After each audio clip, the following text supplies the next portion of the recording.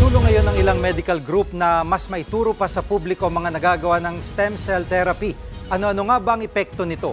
Nasa frontline balitang yan si Chiki Roa Puno. Katumbas ng ating pagtanda ang patuloy na proseso ng pagkasira at pagkabawas ng ating cells. Pero salamat sa siyensya, napapabagal ito sa iba't ibang proseso. Kabilang na riyan ang stem cell therapy. Stem cells is like the queen bees, the super bees which can regenerate every part of every organ. We all can't stop aging, but we can do a reversal of age. Reversal of age. That means you become younger. The age of your organ become younger. How do you do that? You do a replacement of the targeted organ cells.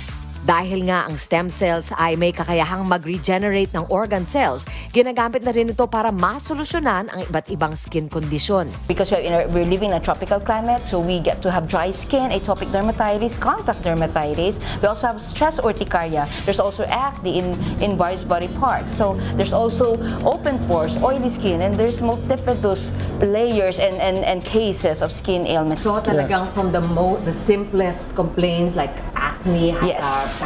pigmentation, fine lines, wrinkling, hyperpigmentations, melasma, all of those, even sagging skin. Matapos ang masusing proseso para makuha ang compatible stem cell para sa target organ, simple na lamang ang huling step na pag-i-inject nito sa balat.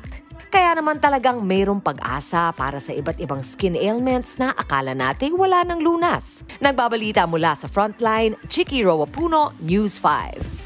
Mga kapatid, Jiggy Manikad po, iba na ang may alam at may pakialam sa panahon ngayon. Para sa konkreto, kumpleto at komprehensibong balitaan sa Frontline, mag-follow at mag-subscribe sa social media pages ng News 5.